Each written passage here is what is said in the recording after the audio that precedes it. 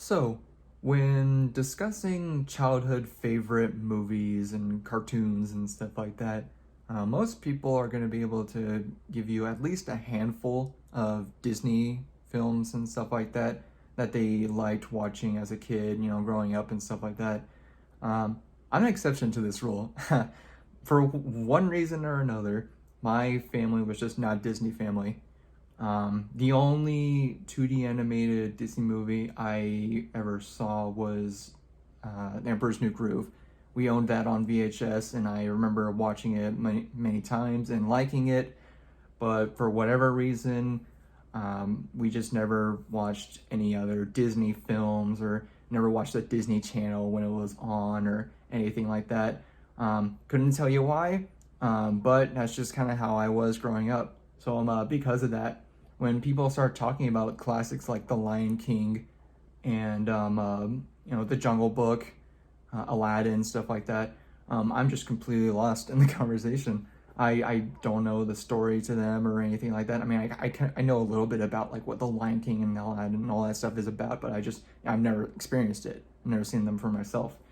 So for this project, I thought it would be cool if I went back and kind of like rediscovered 2D animated Disney films. So I went on Disney Plus and I just started scrolling through the animated section, and I saw The Fox and the Hound, and I was like, well, that's a classic Disney tale. I'll give that a shot. And boy, it sure is a classic. It's vintage in one way or another. I mean, animation style alone, it's hand drawn. So, the background's all painted, the characters are hand drawn in, and because of that, there's a lot of inconsistencies with it. Like, there's a lot of errors. Some of the characters are just blurry. Like, in one scene, they'll just be crystal clear, then it'll go back to the same character, and all of a sudden they're blurry now. And sometimes the background doesn't line up with itself correctly. There's some lighting issues too. But I mean, I think that just kind of adds to the charm of the movie because nowadays, I mean, 2D animation is basically extinct. All of the major industries are making 3D animation, 3D animated movies for kids and stuff like that, and they have teams of hundreds of people in multiple countries polishing them, working on them, all this stuff. So it was just kind of nice to see something that's like handmade and with a little bit of error and stuff like that. It just makes it kind of charming. It's another way that this movie is vintage is the female character design. Every single female character in this movie has long eyelashes. So I guess that's just, yeah, you have to tell like kids that this is a female character somehow. So they have that, and like a lot of them have like slender bodies and stuff like that.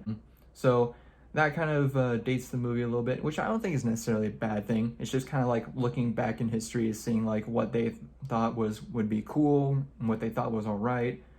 So the plot, I mean, it's fairly straightforward. It's kind of like two friends you wouldn't expect to be friends, a fox and a hound.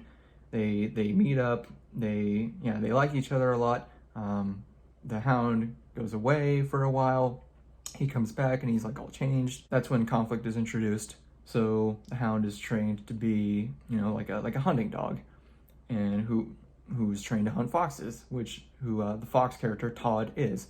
Conflict is introduced by the fox Todd trespassing on the hunter's property. There's two human characters. There's the widow and the hunter. The hunter owns the hound, and the widow owns the fox. And so, I mean, for the most part, they kind of like the two human characters, they kind of stay out of each other's business. They're just neighbors and all that stuff. But then once Todd starts trespassing onto the hunter's property too many times, the hunter starts getting ticked off at him.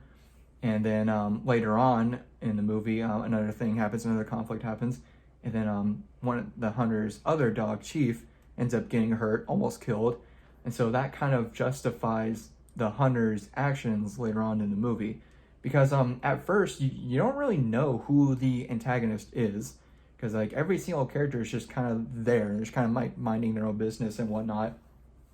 And that's just kind of interesting to see from a kid's movie. Because I feel like a lot of kids shows and stuff like that nowadays are kind of like, they're kind of like spoon-fed, like, hey, this is the antagonist, this is the protagonist, you know, the good guy fights the bad guy because the bad guy does bad guy things.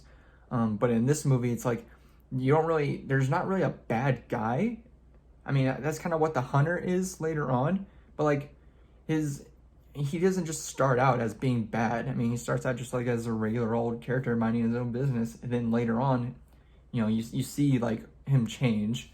He's him start to go like a little bit crazy almost, trying to hunt down Todd and all this stuff. So that's just kind of interesting to see, because like you can kind of like relate and kind of see where the antagonist's motives are coming from. So that was kind of cool to see. So yeah, I mean, overall, I enjoyed the movie.